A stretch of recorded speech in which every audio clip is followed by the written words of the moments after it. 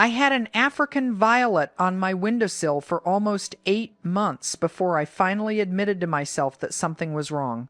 The leaves were lush, deep green, slightly fuzzy, perfectly symmetrical. The plant looked genuinely healthy, but it had produced exactly 0 flowers since the day I brought it home. 0. I went through the usual checklist: more water, less water, a different window, a bigger pot, because surely it needed more room to grow into. None of it worked. And then I learned something that made me feel equal parts relieved and a little embarrassed. The reason it wasn't blooming had nothing to do with neglect. It was because I had been taking too good of care of it in exactly the wrong ways.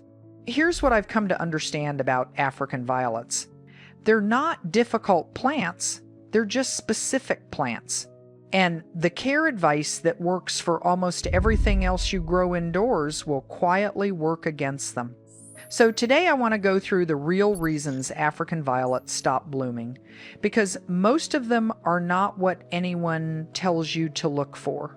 To understand the blooming problem, it helps to know where African violets actually came from. Their full name is St. Paullia ionantha, part of the Gesneriaceae family, the same family as Streptocarpus and Gloxinia, if those names mean anything to you.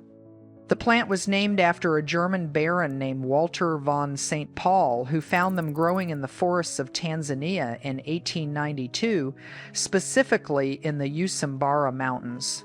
He sent seeds back to Europe. Botanists got excited, and within a few decades, they were one of the most popular houseplants in the world. The part that matters for us is this: they evolved on a forest floor underneath a canopy in dappled, indirect light, with warm, stable temperatures and soil that drained quickly and never stayed wet for long. They did not evolve for a south-facing windowsill and a weekly watering schedule. And that gap between where they came from and where most of us put them is almost always where the blooming problem starts. So let me go through the actual culprits. And I want to flag up front that at least one of these is probably going to land with a quiet O. The first one is light. And the issue is probably not in the direction you think. The advice you'll hear most often is that African violets need bright light. That's true. But bright does not mean direct. If your plant is sitting in a south or west facing window where it gets afternoon sun, even a couple of hours of it, the plant is stressed. And stressed plants don't bloom. What they actually want is bright, indirect light for around 10 to 14 hours a day. A north or east facing window is often the sweet spot.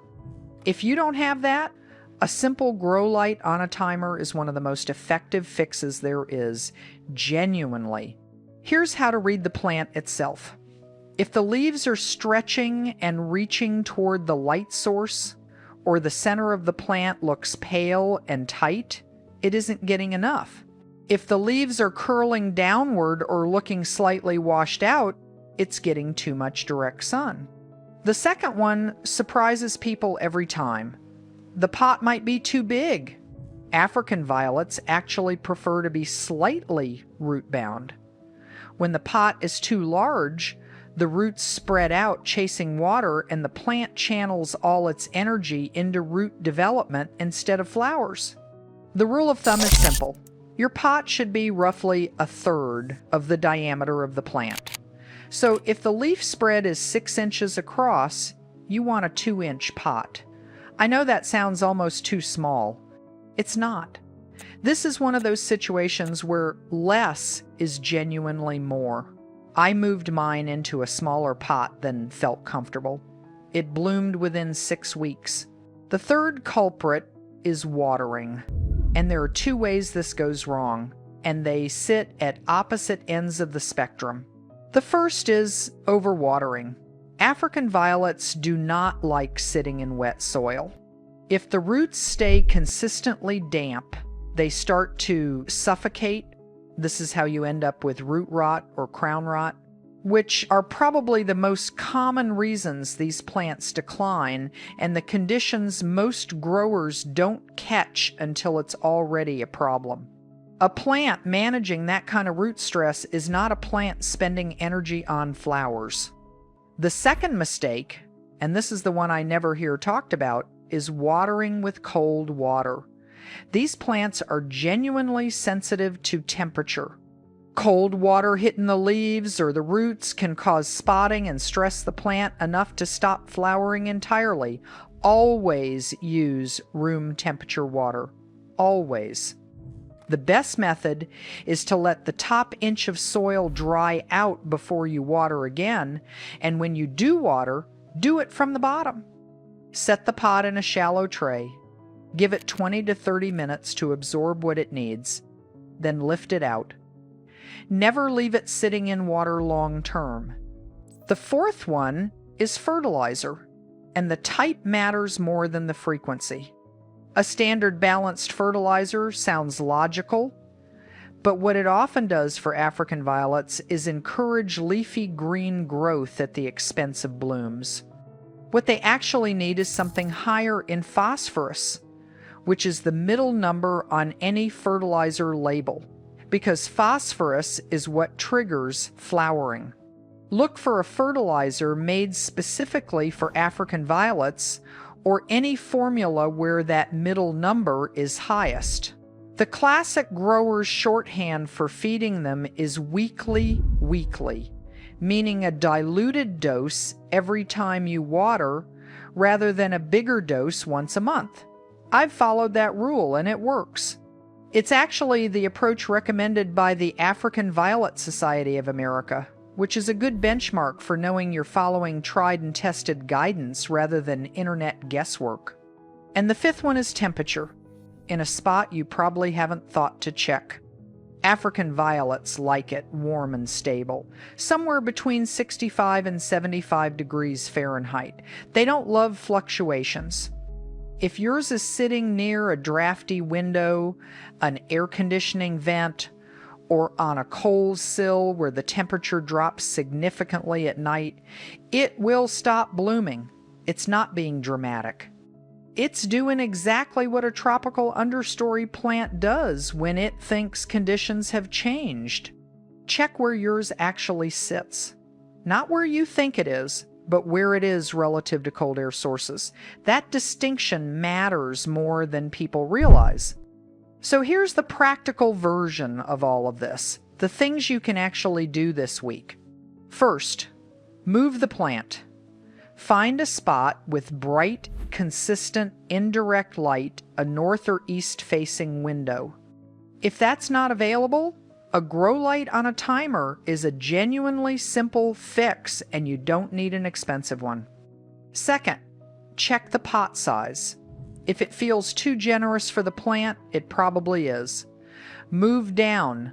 Third, check your potting mix.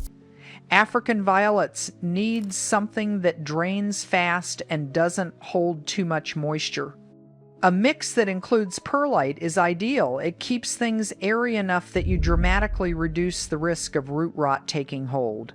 Fourth, switch the fertilizer to something designed for African violets and start feeding lightly every time you water.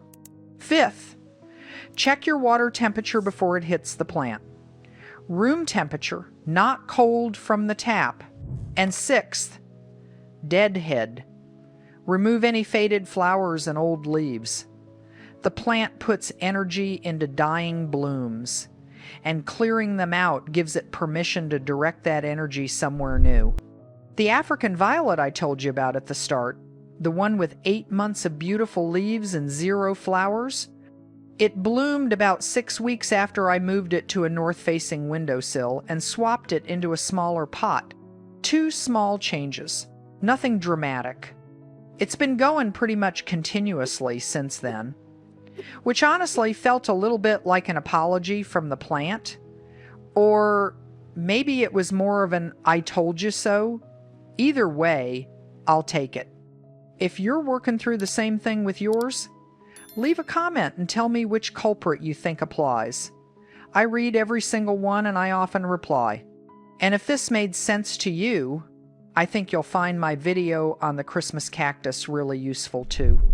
A lot of the same principles are at play there. It's also in the Gesneriaceae family, actually, and there are a couple of things in that one that surprised even me. It's right there on the screen. Thanks for being here. See you in the next one.